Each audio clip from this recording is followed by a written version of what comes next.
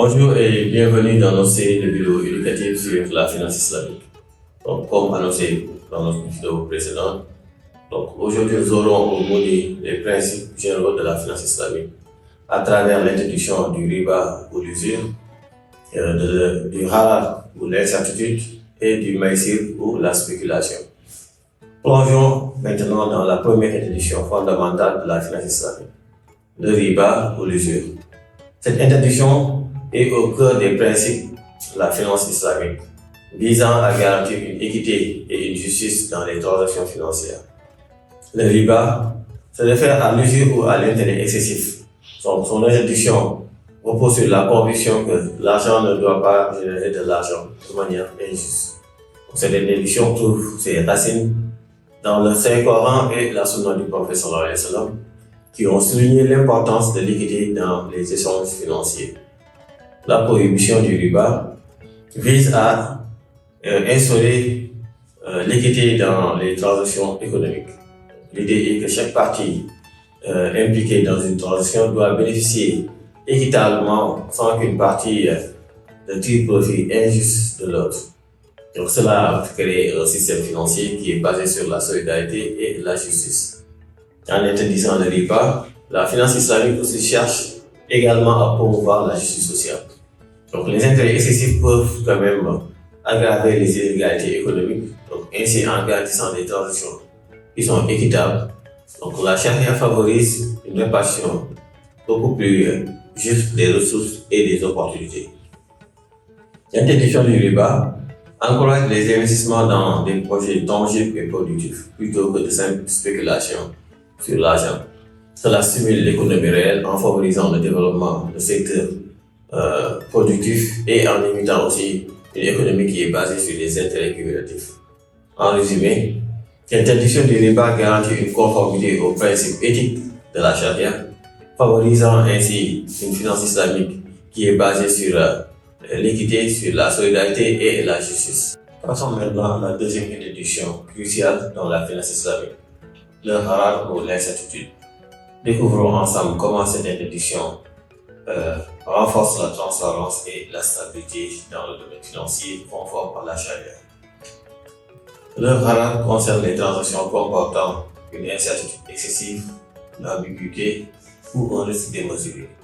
Son introduction découle du principe de protection contre l'exploitation et de garantie de stabilité dans les échanges.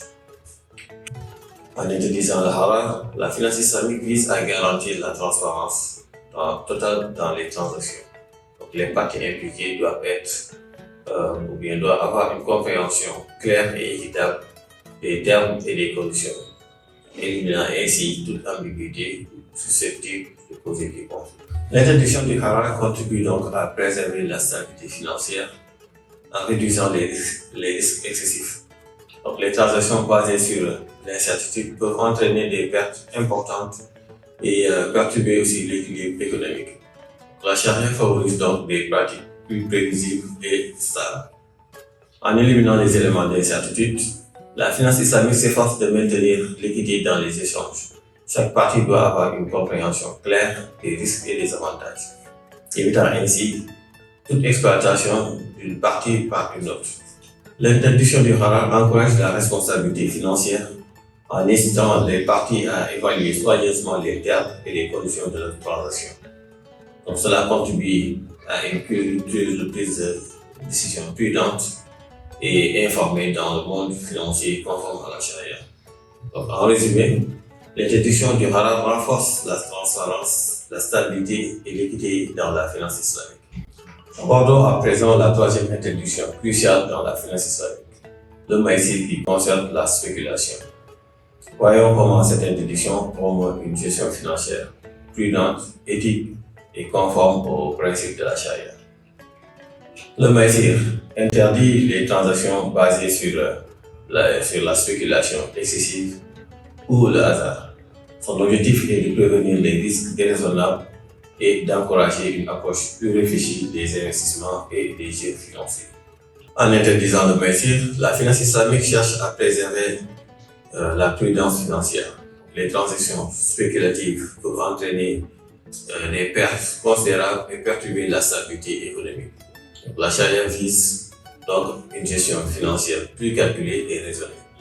L'interdiction du maïsir promeut aussi une éthique forte dans les investissements.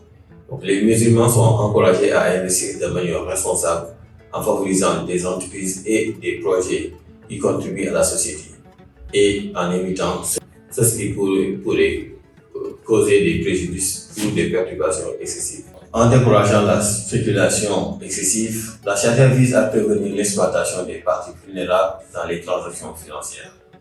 Donc, cela favorise une distribution plus équitable des risques et des avantages entre les parties impliquées. L'introduction du maïsir encourage aussi l'investissement productif plutôt que les jeux de hasard financiers. Donc, cela contribue à orienter les ressources vers des activités économiques réelles, stimulant ainsi le développement et la croissance durable. Donc, en résumé, l'introduction du maïsir promeut une gestion financière prudente, éthique et socialement responsable. L'exploration des interdictions du riba, du haram et du maïsir souligne l'importance de la transparence, de la justice et de la prudence dans la finance islamique. Donc, c'était tout pour aujourd'hui. Donc, nous donnons rendez-vous dans notre prochaine vidéo et en attendant, n'oubliez pas de vous abonner pour suivre notre série. Merci de nous rejoindre et à bientôt, Inch'Allah.